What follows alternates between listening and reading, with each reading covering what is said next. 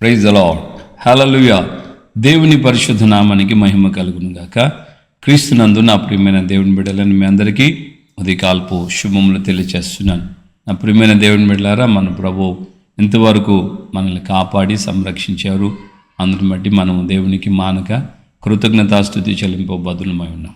మనం దరిదాపుగా ఈ యొక్క 3వ నెలలో ప్రవేశించడానికి ప్రభు కృప చూపించారు. గత 2 మాసాలు ఆయన మనల్ని కాపాడి అద్భుతంగా ఆయన కృపతో బలపరిచి సంరక్షించారు. సరే, ఈ మాసంలో దేవుని యొక్క లేఖనంలో ఉండే ఒక మాటను మనం జ్ఞాపకం చేసుకున్నప్పుడు యెహోషువ గ్రంథంలో నుండి దేవుడు ఒక మాట చెప్తున్నాడు. 1వ అధ్యాయంలోనే మనం గమనించినప్పుడు దేవుడు అంటున్నాడు, మీరు అడుగుపెట్టు స్థలమును మీకు స్వాచ్ఛంగా ఇస్తున్నానని. దేవుని బిడ్డలారా, దేవుని యొక్క వాగ్దానాలు ఎన్ని అయితే ఉన్నాయో అవన్నీ మనకు అవును ఆమెన్ అన్నట్టుగా ఉన్నాయి. కనుక మనం చేయవలసిన దాంట్లో ఏంటంటే, మనము అడుగుపెట్టినటువంటి ఆ యొక్క స్థలాన్ని మనకు అనుగ్రహిస్తానని దేవుని యొక్క లేఖనంలో వాగ్దానపూర్వకంగా ఇచ్చిన మాట కదా. ఇజ్రాయిళ్ళు వాగ్దాన దేశంలో అడుగుపెట్టారు. వాగ్దాన దేశంలో అడుగుపెట్టినప్పుడు వారు ఎంతవరకు వెళ్ళారంటే, రూపాయిలో 1 భాగమే, 3 భాగాలు ఇంకా మిగిలే ఉన్నాయి. సో వాళ్ళు 1 భాగం మాత్రమే వారు కాలు మోపారు, వాళ్ళు స్వాధీనపరుచుకున్నారు. ఆ 1 భాగంలోనే 9.5 గోత్రానికి అక్కడ స్వాచ్ఛ్యం ఇవ్వాలి. సో ఇప్పుడు దేవుడు అంటున్నాడు, మీరు ఈ యొక్క వాగ్దాన దేశం అంతటిని సంచరించండి. ఎందుకంటే పితృడైనటువంటి అబ్రహాముకు కూడా దేవుడు ఆ విధంగానే వాగ్దాన దేశాన్ని సంచరింపచేశాడు. సో ఆయన తూర్పు నుండి ఉత్తరం వరకు, ఉత్తరం నుండి మళ్ళా దక్షిణం వరకు, ఇలాగా తూర్పు పడమర ఉత్తర దక్షిణాలు దరిదాపుగా అబ్రహాం గారు వాగ్దాన దేశం అంతటిని ఇంకో నువ్వు ప్రయాణం చేయొచ్చు అంటూ ఆయన ప్రయాణాన్ని గురించి మనం చూస్తాం. సో 12వ అధ్యాయం ఆదికాండం 14వ అధ్యాయంలో ఈ వాగ్దానాలన్నీ మనం ఆయన సంచరించిన ప్రాంతాలను కూడా మనకు తెలుసు. ఈ విధంగా దేవుడు పితృడైనటువంటి ఈ యొక్క అబ్రహాము ద్వారా ఆయన ఎంత దూరం అయితే నడవగలిగాడో, ఆయన కనులెత్తి ఎంత దూరం అయితే చూడగలిగాడో, ఆ ప్రాంతం అంతటిని దేవుడు వాగ్దానంగా అబ్రహాముతో చెప్పేశాడు. నీ యొక్క చూపు మేరకు 13వ అధ్యాయంలో మనం చూస్తాం, అబ్రహామును లోతు విడిచిపోయి వెళ్ళిపోయిన తర్వాత దేవుడు అంటున్నాడు, నీ కనులెత్తి తూర్పు పడమర ఉత్తర దక్షిణాలు చూడు, ఈ ప్రాంతం అంతా నీకు స్వాచ్ఛంగా ఇస్తున్నాను. సో కంటి చూపుతోనూ కాలి నడకతోనూ ఆయన పాదము కూడా, ఆయన ఆ వాగ్దాన దేశమంతా కూడా ఆయన పాదము పెట్టాడు. ఆయన పాదం పెట్టిన చోటల్లా కూడా వాగ్దాన దేశముగా దేవుడు అబ్రహాముకు స్థిరపరిచాడు. ఈ వాగ్దానాన్ని, ఈ యొక్క స్థిరపరచబడినటువంటి ఆ స్థలాన్ని ఇప్పుడు దేవుడు ఏమంటున్నాడంటే, వారి యొక్క సంతతి అయినటువంటి ఇజ్రాయిల్కి చెప్తున్నాడు, మీరు అడుగుపెట్టండి, మీరు తిరగండి, మీరు ఎంత దూరం అయితే వెళ్తున్నారో, ఏ ప్రాంతాల్లో అయితే అడుగు పెడుతున్నారో ఆ ప్రాంతం అంతా మీకు స్వాచ్ఛంగా ఇస్తున్నాను. హల్లెలూయా. ఇది పాత నిబంధనలు అక్షర సంబంధంగా వారికి జరిగినటువంటి ఈ యొక్క వాగ్దానం, వారితో దేవుడు చేసినటువంటి నిబంధనలు. దేవుడు ఆ విధంగా వారికి పూర్తిగా, మనం యెహోషువ గ్రంథాన్ని ముగించే లోపలికి దరిదాపుగా చాలా గోత్రాలంతటికీ కూడా యెహోషువ నాయకత్వంలో పంచిపెట్టడం జరిగింది. ప్రియులారా, క్రొత్త నిబంధనలో ఉన్నటువంటి మనము ఈ యొక్క జనవరి మాసంలో 2025లో జనవరిలో ఫిబ్రవరిలో మనము దేవుని యొక్క వాగ్దానాన్ని ఎంతవరకు మనం స్వతంత్రించుకోగలిగాము. సో వాగ్దానాల్ని మనము ఎంతగా స్వతంత్రించుకోగలమో అంతగా ఆ వాగ్దానాలు నీ కొరకు దేవుడు స్వాధీనపరుస్తాడు. ఈ వాగ్దానం నాది, ఈ వాగ్దానం నాది, ఈ వాగ్దానం దేవా నిన్ను గణపరుస్తున్న ఈ వాగ్దానాన్ని బట్టి నీకు స్తోత్రాలు అని చెప్పి మనం ఆ వాగ్దానాన్ని నిమిత్తమై ఎంతగా దేవుని స్తుతిస్తామో, ఎంతగా వాగ్దానం మీద విశ్వాసం ఉంచుతామో అంతగా దేవుని యొక్క సన్నిధిలో వాగ్దానాన్ని దేవుడు నీ పక్షాన, నీ కుటుంబ పక్షాన, నీ సంఘ పక్షాన దేవుడు దాన్ని స్థిరపరుస్తాడు. Praise the Lord. Hallelujah. So వాగ్దానం విషయంలో దేవుని సన్నిధిలో నీవు ఎంతగా మనపూర్వకంగా ఆయనకు అప్పగించుకొని వాగ్దానం మీద నమ్మకం ఉంచి స్తుతులు చెల్లిస్తూ వాగ్దానం మీద చేతులుంచి ప్రార్థన చేస్తావో అంతగా, ఒకవేళ ఈ క్షణానికి, ఈ రోజుకి, లేకుంటే ఈ నెలకి నీకు కనబడలేదు అనుకోవచ్చు, 2 నెలలు గతించాయే కదా అయ్యా, ఏమి కూడా కనబడలేదని అనుకోవచ్చు. కానీ నీ విశ్వాస నేత్రాలతో నువ్వు అడుగుపెట్టిన ప్రతి కుటుంబాన్ని, అడుగుపెట్టిన ప్రతి ఒక్క ప్రాంతాన్ని దేవుడు నీకు స్వాచ్ఛంగా ఇస్తున్నాడన్న విశ్వాసంతో నువ్వు అడుగుపెట్టినట్లయితే దేవుడు తప్పకుండా నీకు సహాయం చేస్తాడు. 2010 జూన్ 3వ తేదీన నేను ఈ చిలకలూరుపేటలో ఒక ఇంట్లో అద్దెకున్నాను. ఆ తల్లిగారి ఇంట్లో నేను అద్దెకున్నాను. ఆ యొక్క కాలంలో ఆమె దేవుని యొక్క సన్నిధికి ఎక్కువగా వెళ్ళేది కాదు, ఎప్పుడో రేర్గా వెళ్ళేది. పెద్దగా వేరే చర్చికి వెళ్ళే ఆమె, అది కూడా పూర్తిగా వెళ్ళేది కూడా కాదు. ఇంకా జస్ట్ ఏదో అవసరాన్ని బట్టి, ఏదో సమయాన్ని బట్టి జస్ట్ ఆ యొక్క తల్లి మాత్రమే చర్చికి, ఎక్కడో ఒక చర్చికి వెళ్ళి వచ్చేది. సో నేను ఆ ఇంట్లో కొంతకాలం పాటు, ఐ థింక్ ఒక 6 నెలలు నేను అద్దెకున్నాను. 6 నెలలు ఉన్నాను. తర్వాత మళ్ళీ వేరే ఇంటికి నేను షిఫ్ట్ అయిపోయాను.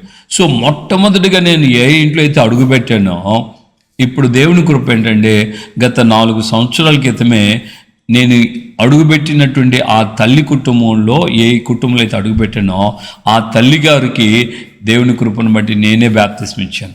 ఆ తల్లిగారు ఇప్పుడు మన మందిరానికి వస్తున్నారు. సో ఆ విధంగా తల్లి కుటుంబము ఈ పరిచర్యలో ఇక్కడే మారు మనసు పొందటం, ఇక్కడే తనకై తాను ప్రేరేపించబడి తను దేవుని సన్నిధిలో పాప క్షమాపణ నిమిత్తమే బాప్తిసం తీసుకొని దేవుని సన్నిధిలో ఎదగటం, ఈ విధంగా అడుగుపెట్టిన కుటుంబాన్ని దేవుడు మనకు స్వాచ్ఛంగా ఇచ్చాడు.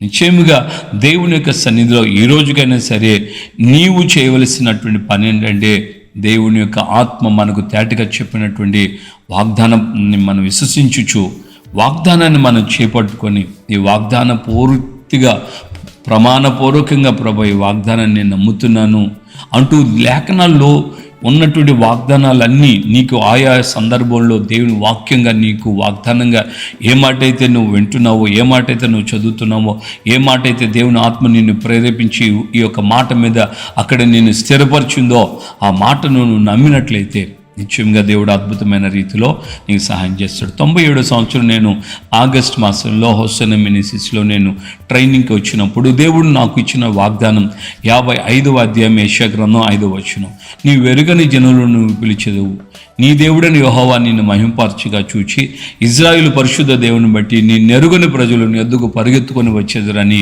దేవుని యొక్క వాగ్దానం ఉంది. సో ఆ వాగ్దానాన్ని నేను ఇప్పటికీ మర్చిపోలేదు. ఆ వాగ్దానాన్ని నేను జ్ఞాపం చేసుకుంటూ దేవుని సన్నిధిలో స్తుతిస్తున్నటువంటి సమయంలో ఈ రోజున అనేక ప్రాంతాల నుండి ఒకవైపున సేవకులు వస్తున్నారు, ఒకవైపున సంఘ బిడ్డలు, విశ్వాసులు, నేను ఎరగని వాళ్ళని ఈ ప్రాంతంలో ఎరగని వారిని పిలిచినప్పుడు దేవుడు వారిని అద్భుతంగా నా దగ్గరికి తీసుకొస్తున్నాడు. దేవుని బిడ్డలారా, వాగ్దానం ఈ రోజుకు కూడా స్థిరమైనది, నమ్మకమైనది. నిత్యముగా నువ్వెంతగా వాగ్దానం మీద నమ్మకం ఉంచుతావో అంతగా వాగ్దానం నీ కుటుంబంలో, నీ వ్యక్తిగత జీవితంలో దేవుడు సహాయం చేస్తాడు. వాగ్దానం ద్వితీయోపదేశకాండం 28వ అధ్యాయంలో మనం గమనిస్తున్నాం, నిన్ను నేను తలగా నిలబెడతాను కానీ తొక్కగా కాదు, నువ్వు అనేక జనములకు అప్పు ఇస్తావు కానీ అప్పు చేయవు. ఈ వాగ్దానాలు ఉన్నాయి కదా. ఒకవేళ నీ అప్పు సమస్యగా ఉందా, ఆ వాగ్దానం మీద చేపెట్టి నేను అప్పు చేయవు అని వాగ్దానం ఉందయ్యా, ఇప్పటి వరకు నేను తెలియక చేసిన పొరపాట్లు క్షమించి నన్ను ఈ అప్పులో నుండి విడుదల కలుగుచే, నేను అప్పు ఇచ్చే స్థితికి నన్ను తీసుకోరా అని చెప్పి నువ్వు దేవుని సన్నిధిలో ప్రార్థన చేయగలిగితే ఆ వాగ్దానం మీద మీరు గమనించండి. ద్వితీయోపదేశకాండం 28వ అధ్యాయంలో 14 వచనాలు వాగ్దానాలకు సంబంధించినవి ఉన్నాయి. ఆ వాగ్దానాల మీద నువ్వు చేపెట్టుకొని నువ్వు ప్రార్థన చేయి. ఖచ్చితంగా నువ్వు లోపలికి వచ్చినప్పుడు దీవించబడతావు, వెలుపలికి వెళ్ళినప్పుడు దీవించబడతావు, నీ పిండి పిసుకుతోటి నీ కంపయు ఆస్వాదించబడుతుంది అన్న వాగ్దానాలు ఉన్నాయి. దేవుని యొక్క సన్నిధిలో ఆ వాగ్దానాలన్నిటి ప్రకారంగా నువ్వు ప్రార్థన చేసి స్తుతించి గణపరిస్తే వాగ్దానాల్ని దేవుడు నీకు స్వతంత్రత అనుగ్రహించేటట్లుగా, నువ్వు స్వాధీనపరుచుకునేటట్లుగా వాగ్దానాన్ని బట్టి దేవుడు నిన్ను నడిపిస్తాడు. పితృడైనటువంటి కాలేబు జీవితంలో ఏ యొక్క ప్రాంతంలో, వాగ్దాన దేశంలో, హెబ్రోన్లో ఎప్పుడైతే ఆయన అడుగుపెట్టాడో ఆ వాగ్దాన దేశంలోకి వారు వచ్చిన తర్వాత దేవుడు హెబ్రోనును యాకోబుకు స్వాచ్ఛంగా స్థిరపరిచాడు. ఆ యొక్క కాలేబుకు స్వాచ్ఛంగా స్థిరపరిచాడని దేవుని యొక్క వాగ్దానాలు మనం చూస్తున్నాం. ప్రైజ్ ది లార్డ్, హల్లెలూయా. నా ప్రియమైన దేవుని బిడ్డలారా, నిశ్చయముగా దేవుడు నీకు వాగ్దానాన్ని స్థిరపరిచి ఆయన నడిపించును గాక. ప్రార్థన చేసుకుందాం. ప్రేమగల తండ్రి, మీ పాదాలకు స్తోత్రాలు. ఈ యొక్క నాయన ఉదయకాలం ముందు మాతో మీరు మాట్లాడిన మీ అమూల్యమైన వాక్కుకై స్తోత్రాలు. వాగ్దానం మీరు అడుగుపెట్టిన స్థలాన్ని మీరు స్వాధీనపరుస్తున్నానని మీరు వాగ్దానం చేసి పితరులు అనుభవించినట్లుగా చేసినట్లుగానే ఇక రాబోతున్న కాలంలో అయ్యా మా జీవితంలో కూడా ఆధ్యాత్మికంగా మీ లేఖనాల్లో ఉన్నటువంటి వాగ్దానాలన్నింటినీ మేము మనసారా ఎన్ని వాగ్దానాలు మేము స్వతంత్రించుకోగలమో, ఎన్ని వాగ్దానాలు మేము చెప్పి మిమ్మల్ని స్తుతించగలమో ఆ వాగ్దానాలన్నీ మా జీవితంలో మీరు స్థిరపరచు దేవుడైనందుకు స్తోత్రాలు. ఈ యొక్క ఆధ్యాత్మికమైన జీవితంలో ఈ యాత్రలో ఈ వాగ్దానాలు ఎందు మేము అయ్యా నమ్మకం ఉంచిన వారమై వాగ్దానాలు చేపట్టుకుంటూ మీ సన్నిధిలో ముందుకు సాగుతూ సహాయం చేయండి. ప్రతి వారి కలవరాన్ని, దుఃఖాన్ని, కన్నీళ్లు తోడు చేయండి. ఒక నూతనమైన కృప చేత ఈ నూతన మాసంలో అయ్యా ఈ యొక్క మొదటి సోమవారం దినమందే మీ సన్నిధిలో నిత్యముగా ఒక్కొక్క బిడ్డను నూతనపరచండి, బలపరచండి, అభిషేకించండి. మీ వాగ్దానాలను బట్టి మీ యొక్క సన్నిధిలో దీవెనతో ముందుకు సాగుతూ సహాయం చేయండి. ఘనత, మహిమ, ప్రభావాలు మీరు మాత్రమే పొందమని యేసు పరిశుద్ధ నామములో ప్రార్థన చేసి పొంది ఉన్నాము తండ్రి. ఆమేన్.